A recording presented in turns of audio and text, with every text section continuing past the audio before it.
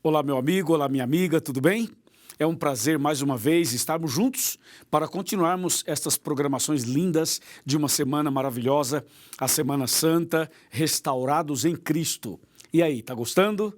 Tá aproveitando bastante a programação? Tenho certeza que sim. Não perca nenhum detalhe, nenhum versículo, nenhuma explicação, porque tudo isso vai ajudar você na sua caminhada cristã e na vitória que você vai receber de Deus dia após dia. Eu gostaria que você também divulgasse essa programação para os seus amigos, que você compartilhasse com os seus amigos. Afinal, o que é bom para a gente é bom para os nossos amigos, os nossos queridos, correto? Bom, hoje nós vamos falar um tema muito importante e o conteúdo realmente é formidável, extraordinário. Vale a pena você ficar atento a cada ponto dessa mensagem, tá bom? O tema de hoje é falhar não significa fracassar. Essa é uma questão muito interessante, né? Porque falhar todo mundo falha, todos nós falhamos. Agora, fracassar, aí já é outro nível. E nós precisamos, então, conversar sobre este assunto.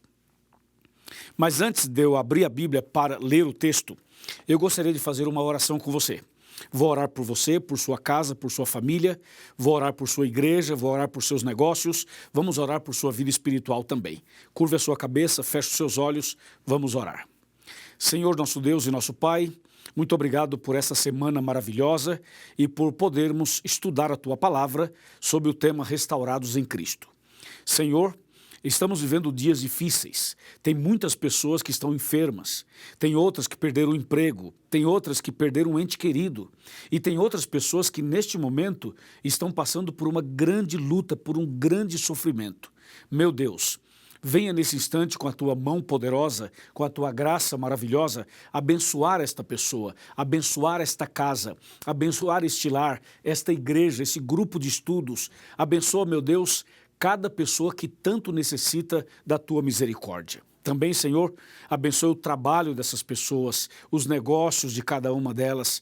Fortaleça também, Senhor Deus, a saúde física, emocional e espiritual. Se, porventura, acontecer uma falha, que a gente se levante em Teu nome para que a gente não fique fracassado. O Senhor mesmo nos garante a vitória. Por isso, eu entrego em Tuas mãos cada pessoa que está aqui, em nome de Jesus. Amém. Amém. Hoje eu fiz uma oração um pouquinho mais longa, porque eu queria orar por alguns detalhes específicos na sua vida e também na minha vida. Meu amigo e minha amiga, nós vamos agora ler o texto para falar sobre o tema falhar não significa fracassar.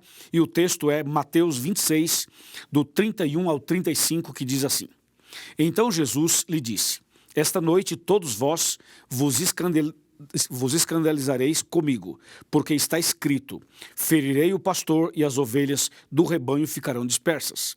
Mas depois da minha ressurreição, irei adiante de vós para a Galiléia. Agora verso 33. Disse-lhe Pedro, ainda que venhas a ser um tropeço para todos, nunca o serás para mim. Replicou-lhe Jesus, em verdade te digo, que nesta mesma noite, antes que o galo cante, tu me negarás 3 vezes. Disse-lhe Pedro, ainda que me seja necessário morrer contigo, de nenhum modo te negarei. E todos os discípulos disseram o mesmo. Uau!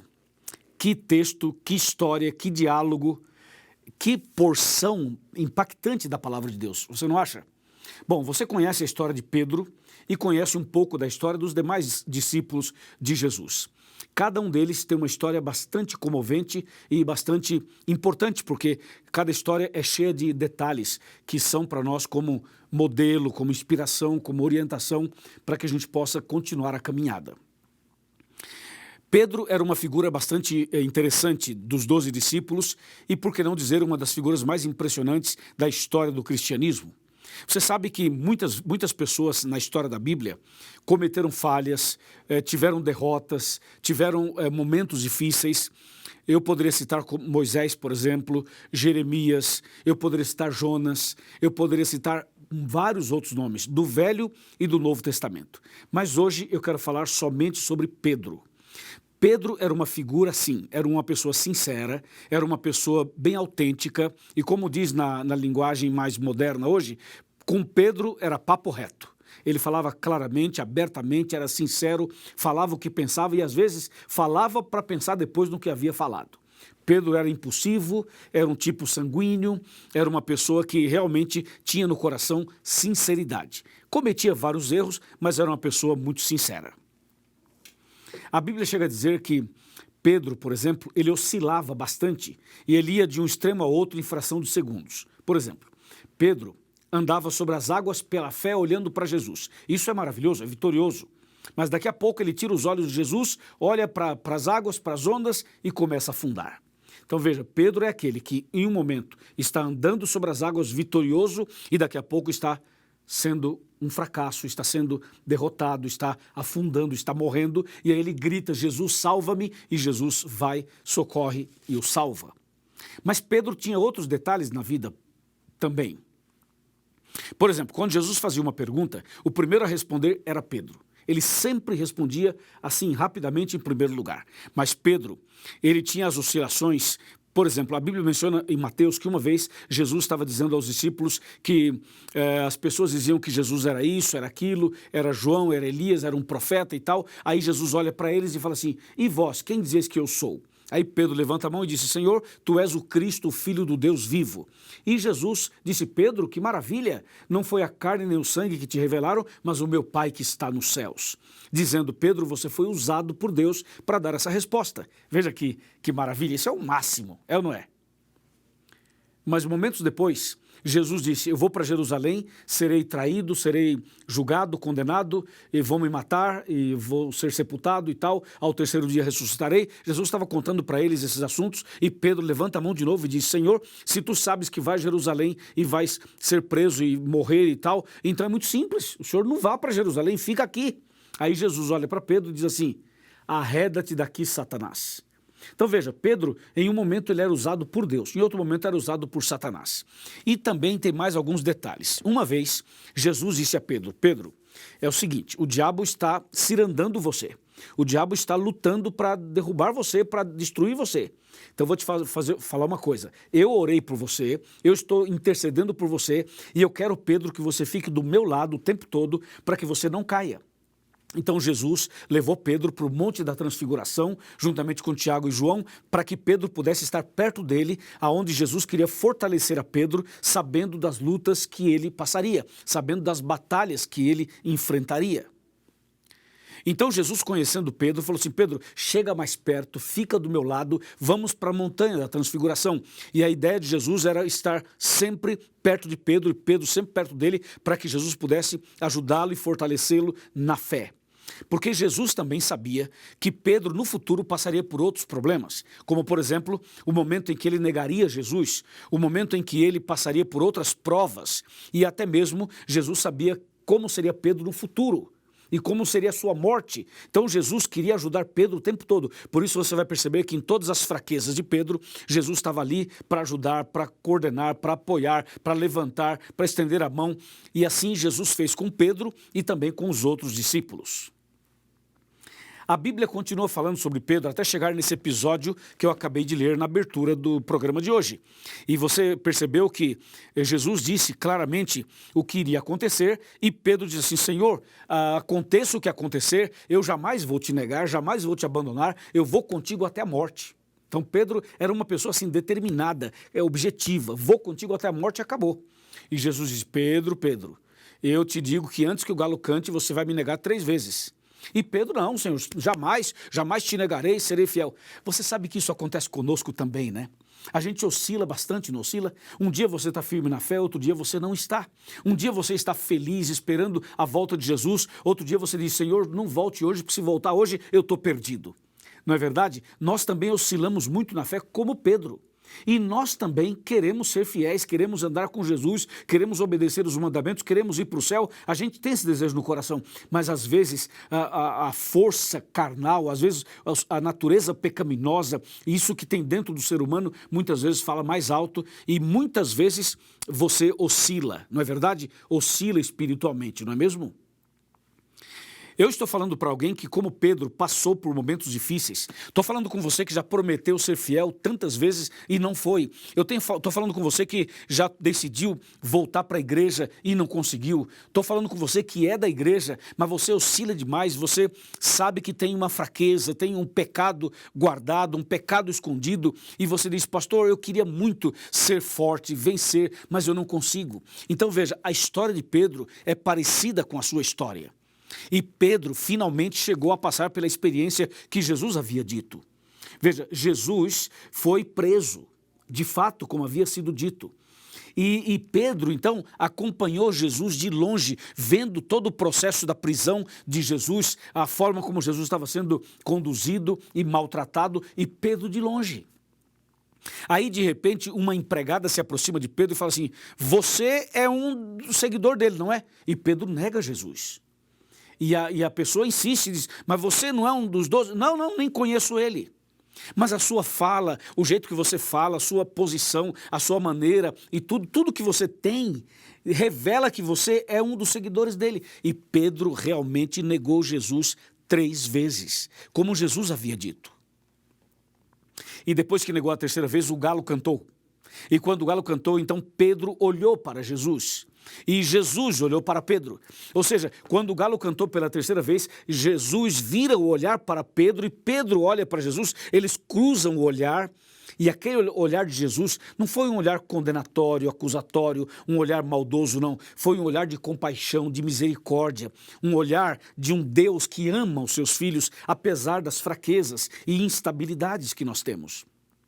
O olhar de Jesus levou Pedro aos prantos. Pedro chorou copiosamente, Pedro chorou muito naquele momento. Ele percebeu o quão miserável ele era, o quão pecador ele era, o quão carente ele era. Ele percebeu que o espírito estava pronto, mas a carne é fraca. Ele percebeu que ele tinha desejos bons, mas ele não conseguia realizá-los. Entendeu ou não?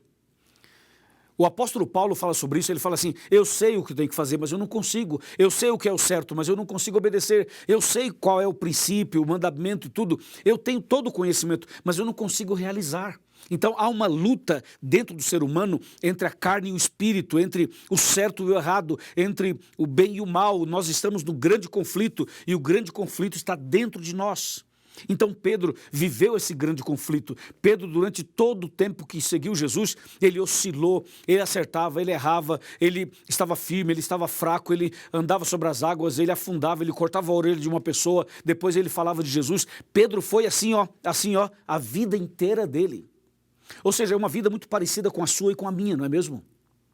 Mas nesse dia, quando Pedro negou Jesus e o galo cantou, e Jesus olhou para Pedro e Pedro olhou para Jesus, e eles cruzaram os olhares, ali foi o arrependimento, ali foi a conversão de Pedro. Pedro reconheceu que ele não era nada, que ele precisava de Jesus, que ele necessitava de Jesus 24 horas, que sem Jesus ele estava perdido. E foi ali então que Pedro decide, Senhor, irei contigo pela fé. Eu não posso por mim mesmo, mas eu posso ir contigo. Então veja, Pedro falhou, mas ele não fracassou. Ou seja, houve uma falha, mas Jesus o restaurou. Houve uma oscilação, mas Jesus o segurou. Houve, quem sabe ali, ele perdeu talvez uma batalha, mas não perdeu a guerra, entendeu ou não? E Pedro se levanta e vai firme com Jesus até o final. Claro, passando por todas as lutas, mas ele vai firme até o final. E você sabe qual foi o final da história de Pedro aqui na Terra? Eu vou te contar 2 episódios interessantes. Um deles é que Pedro escreveu 2 livros da Bíblia, 1º e 2º Pedro. Outro episódio, Pedro foi o pregador, o evangelista oficial do Pentecostes. Se você pega Atos capítulo 2, na festa do Pentecostes, quem fez o sermão, quem fez a exposição da palavra, a proclamação do evangelho foi Pedro. Então Jesus preparou Pedro, converteu Pedro e ele foi o grande pregador do Pentecostes e foi também escritor da Bíblia Sagrada. Que coisa impressionante, né? Ou seja, Pedro, ele cometeu momentos de fraqueza. Como diz o nosso tema, ele falhou várias vezes, mas ele não foi um fracassado, porque ele perdeu batalhas, mas não perdeu a guerra. Amém? Você também pode ter seus momentos difíceis, mas não abandone a sua fé, não vire as costas para Jesus, não faça como Judas. Judas traiu Jesus, vendeu Jesus e Judas não se arrependeu. Judas continuou na sua ignorância, na sua prepotência, no seu orgulho, na sua vaidade e não se arrependeu e morreu enforcado e perdeu a salvação. Pedro pecou tanto quanto Judas, a diferença é que Pedro se arrependeu, chorou amargamente, reconheceu, caiu de joelhos, suplicou a graça, suplicou misericórdia, reconheceu sua falha, segurou na mão de Jesus e Jesus o levantou dizendo, eu te salvo. Pedro gritou, Senhor, salva-me, e Jesus o salvou e o levantou. Pedro se arrependeu, Judas não se arrependeu. Veja, falhar todo mundo falha, cometer erros todo mundo comete, mas o detalhe é o seguinte, você pode até cair, mas caia nas mãos de Deus, caia nas mãos, no colo de Jesus, caia de joelhos, ore a Deus, clame a Deus, mas não caia da mão de Jesus, não caia como Judas caiu, de chegar a um ponto de não se arrepender, entendeu? Arrependa-se, busque a Deus, confesse, clame, Deus vai te abençoar, vai te perdoar, vai te resgatar, vai te restaurar e vai te salvar. Amém? Que tremendo, né? Eu me empolgo com a Bíblia porque, para mim, essas coisas todas são muito empolgantes, porque são acontecimentos, ou foram acontecimentos verdadeiros, que têm a ver com a minha vida e também com a sua vida. E você sabe de uma coisa? O apóstolo São Pedro deixou para nós um exemplo, com a sua história, com o seu testemunho. E um dia, quando Jesus voltar, eu quero ir para o céu, e você também quer, não é mesmo? E nós vamos ver Jesus, vamos ver a Deus, vamos ver os anjos, vamos ver os salvos. Mas uma das pessoas que eu mais quero conversar é com Pedro. Eu quero sentar com ele, quero conversar com ele, para ouvir dele essas histórias que ele vivenciou, que a Bíblia apresenta de forma resumida. E você, também gostaria de conversar com Pedro? Com certeza, vai ser maravilhoso, emocionante e inspirador. Agora, o assunto não é mais com Pedro, o assunto é com você. Eu pergunto, e você, como está a sua fé? Como está a sua vida espiritual? Como está a sua caminhada cristã? Você está firme na fé? Tem oscilado muito? Você tem frequentado a igreja ou já não frequenta a igreja há muitos anos? Você tem sido fiel aos princípios da Bíblia? Ou você já abandonou tudo isso? Você tem obedecido à luz que você conhece?